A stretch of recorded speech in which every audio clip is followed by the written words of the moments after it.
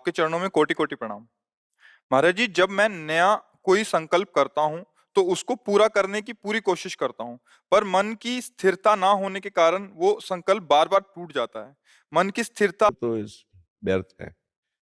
भजन करो, संकल्प करना ही नहीं पड़ेगा, इच्छा ही नहीं होगी, गंदे कामों की इच्छा ही नहीं होगी।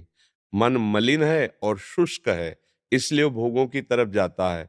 मन निर्मल और द्रवित हो जाए, उसमें विकार ही नहीं उत्पन्न होगा।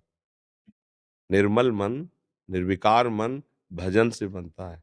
नाम जप करो। करते हो नाम जप? हाँ, अच्छे से करो नाम जप, तो बल आएगा, फिर आप मन को रोक सकते हैं। भजन बल से मन को रोका जा सकता है, बुद्धि बल से नहीं, क्योंकि बुद्धि भी सपोर्ट में ही है मन के।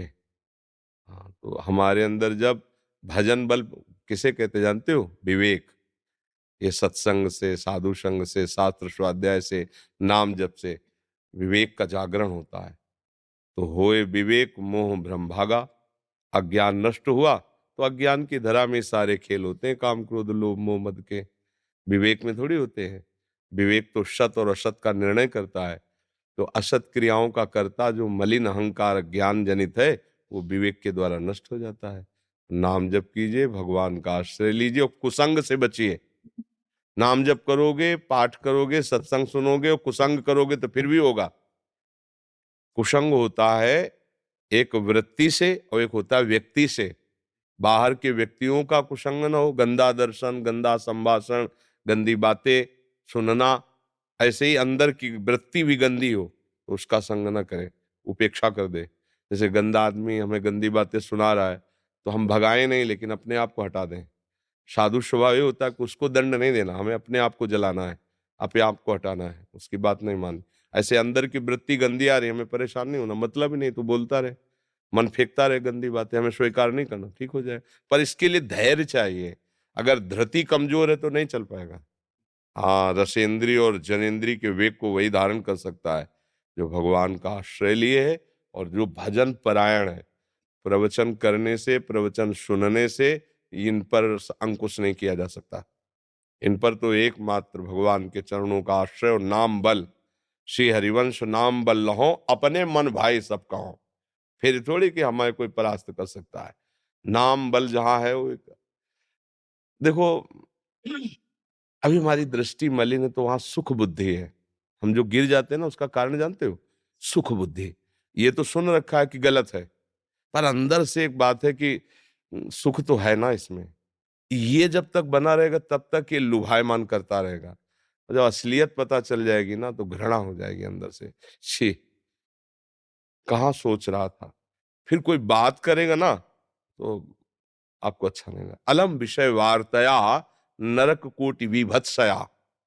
करोड़ों नरकों से भी ज्यादा घृणित बात लगेगी विषय भोगों की, जिसके लिए आप कहते हो वो करो। क्या है?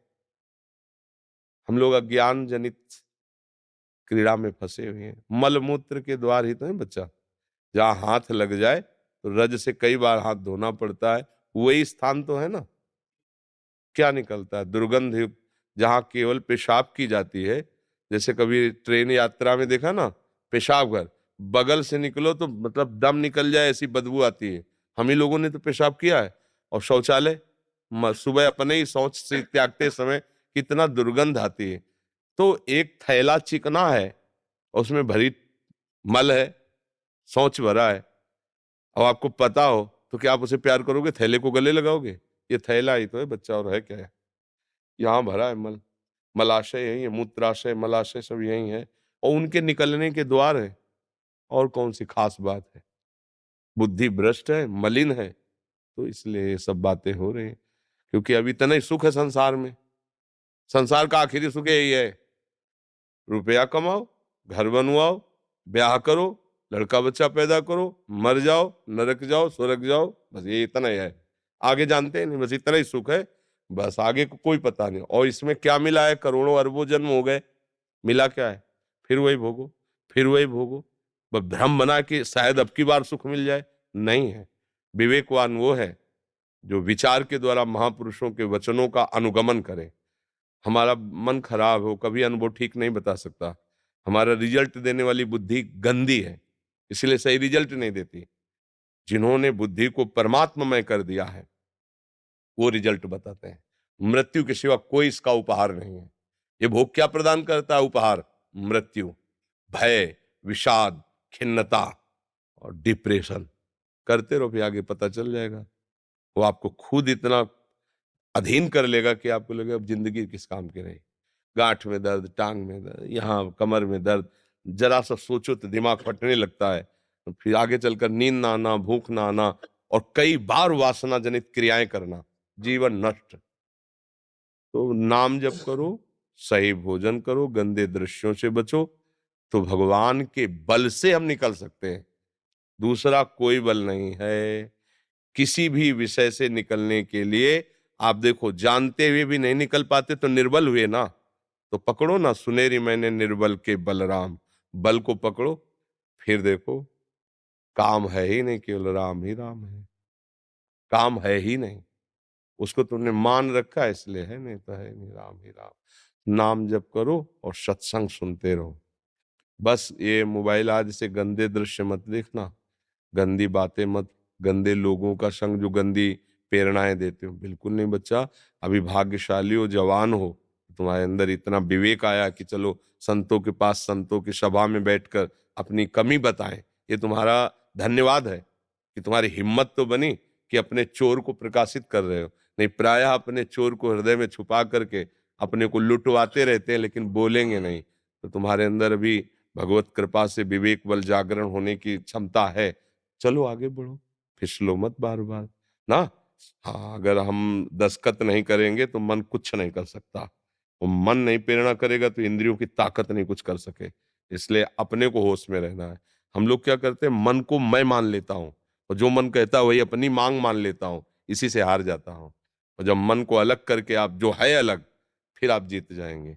अभी मन तो ये लगता है अब क्या करें, अब हम रह नहीं सकते इसके बिना, क्योंकि मन ने कह दिया है।